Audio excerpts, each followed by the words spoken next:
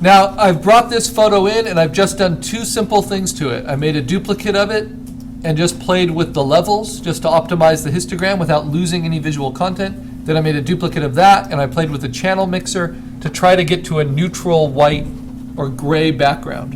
There's going to be pinks and blues and yellows, very subtly in the background. But you don't want it to be overall one color. So I'll show you what I mean. There's color there, but it's not all one color in the background. So it takes quite a bit of saturation for it to start looking like any one color. And when I play with that saturation back and forth, there's not a whole lot that changes from 0 to -100 in the background. And that means I've found the channel mixing that gives me the neutral color. Okay, at that point, I'm going to save it because I have multiple layers, and I'm going to save it as my project. So Carl, assignment for sample 1, I might say, to the desktop. Now this composition is not the strongest. If I show the third lines, you'll see that I hit some of the places where it transitions, where the third lines intersect. I have that tic-tac-toe game, and that's nice and in sharp focus. But what's odd about it is in dead center, which I really want to try to avoid as being too strong a focal point, it's this really kind of interesting texture and color of the stone that's polished. And I think that leads your eye up.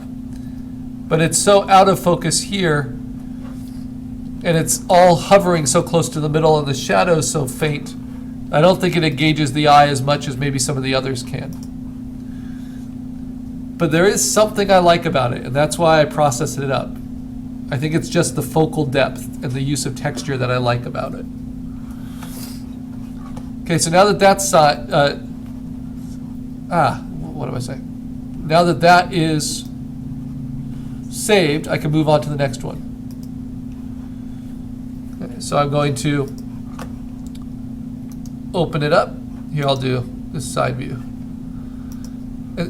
And very often you can't really appreciate your exposure until you've processed it. So the first step, make a duplicate with Command J. Image adjustments, levels, even out your histogram. Remember, it's better to have a dark exposure than a light exposure, because we can see a lot more in this dark range than we can in the light range. And it's better to have too much in focus than too much out of focus, because we can always take focus away in processing.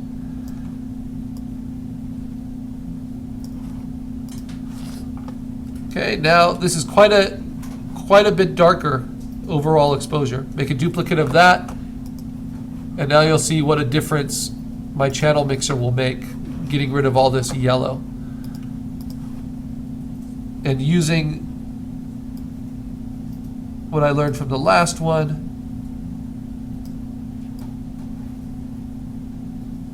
I'm going to start at blue, kind of work my way up to green, trying to mix to a more neutral white.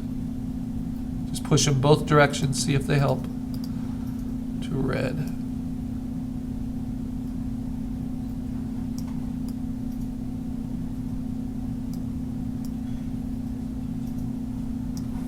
About there. Let me go back to the blue. Yeah. So you kind of hit on just that magic step.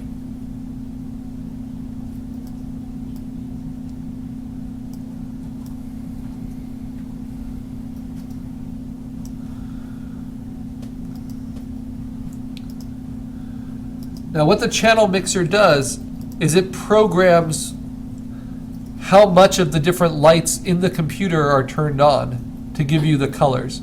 So it's a very different way of thinking about the color. But what we're going for is very naturalistic color on the object itself. So this is just as dark as this. The levels are the same. This just has much more balanced color. So I'm going to save that as Carl assignment for sample 2. And I can look at the composition of this one just by using the crop tool. And that pretty much follows the rule of thirds exactly. The focal points, especially the cracks at the bottom, are right on those third lines. And the shadow kind of extends across, and hopefully it engages the eye quite a bit.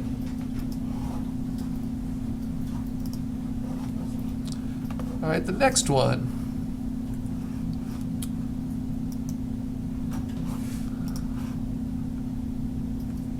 And again, you only have to do one, but I'm trying to find the one I'm just falling in love with. Make a duplicate, adjust the levels.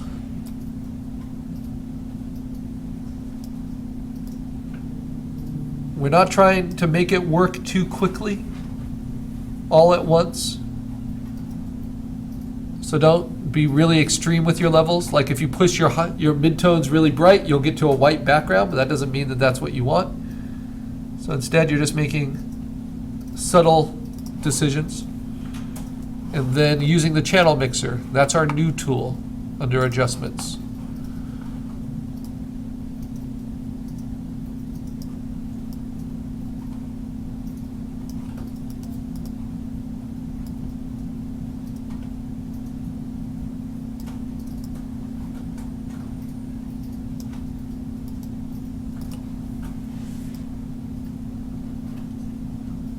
Until you find that kind of magical step. You really have to play with all of them until you get it to where you account for the color of your lighting and the temperature.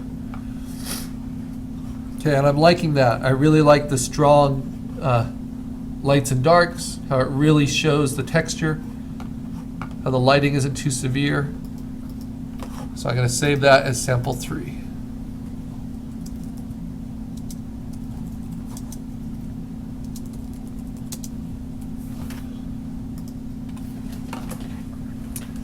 Okay, now I have some decisions to make.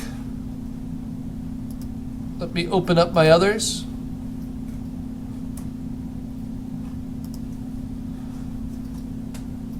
It doesn't matter what your sketches were. You want to open them all up now in Photoshop. If you've done multiples, because I have to choose between them. And now I'm going to float them all in separate windows, arrange, float all in windows, like we did for our contrast and texture project. And now I hit F9 to see them all and think, okay, which one am I most excited about working on? And I think this one is the most classic kind of still life composition, but I like how this one kind of flirts with portraiture. It has these deep angles, and I definitely like this one, I think, more than this one. So there's still something intriguing about that to me. So let me work up these two a little bit further. All right, so they're all saved. I'm going to focus on one now.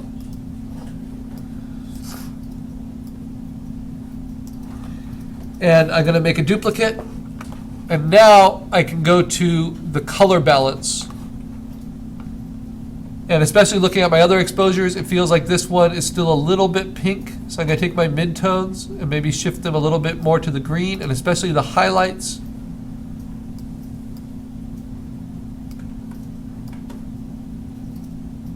And shift those colors around a little bit. My shadows. Maybe go a little bit more on the cooler side. The way to kind of bring an object around fully is to have your highlights color temperature different than your shadows color temperature. So my highlights on my object, I want to feel pretty warm.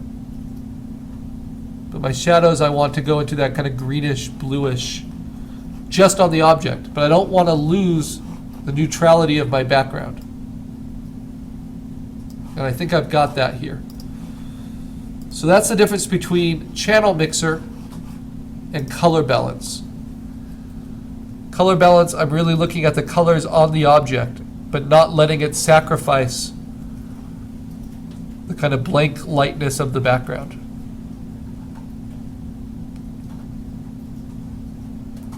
And I can kind of check my focus.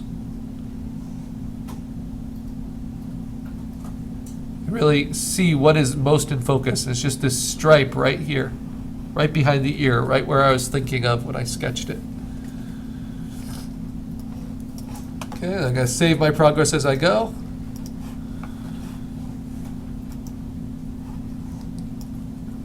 So now this looks pretty good. I might make a duplicate of it and play with levels now that I have all the colors where I want. And now I'm thinking, okay, what are the levels I actually want to end with? And there's a few ways you can go. You can really amp up your light so there's almost no shadows at all.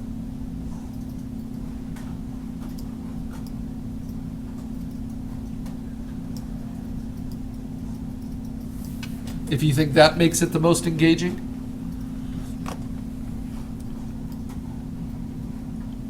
Or you can leave a lot of those grays in the background and help it kind of gradate down. I have darker grays here, lighter lights there.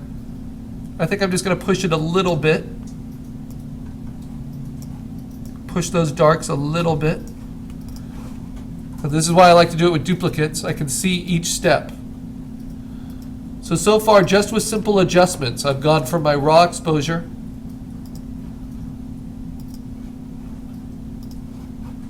to this. Okay.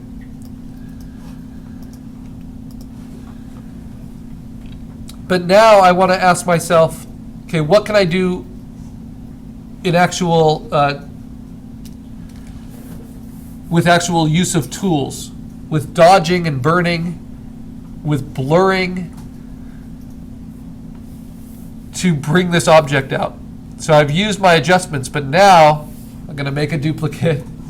And like we did with our portraits, I'm going to burn the midtones, at an exposure of less than 30 with a nice soft brush.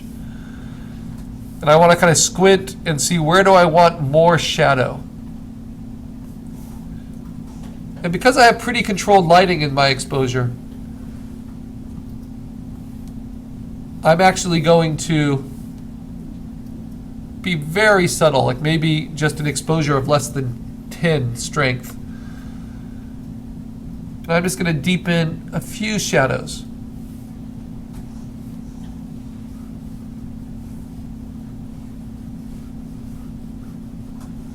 Only using midtones, so I'm in no danger of losing things to black. Just deepening some of those mid-tone shadows. Think of kind of the core shadow.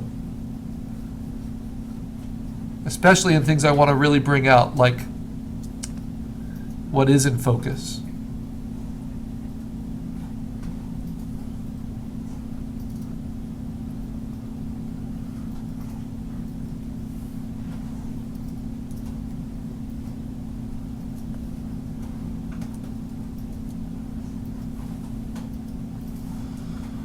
Okay, so that's without the burning, that's with burning the midtones. It kind of rounds it all out a little bit. And I can do the same thing on another duplicate layer, or on the same layer if you're feeling confident, with dodge. And I'm going to dodge the midtones at a very low exposure strength, pretty large soft brush.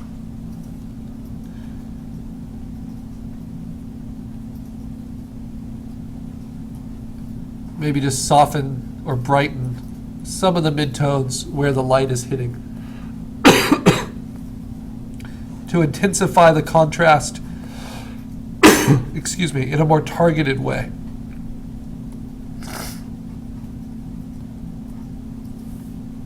Really bring out those features.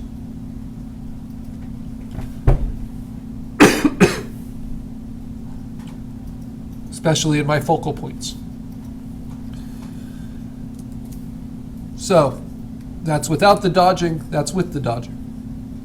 Now I put these all on different layers, just like we did for our portrait assignment, because I might decide that I overdid it and I might have to blend it in with the opacity scale.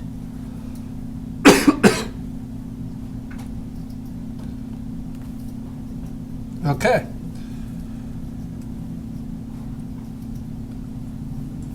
And I make sure I save it. And I've done a lot of layers, a lot of steps, and now I'm set to make a few more decisions, and then I'll be done.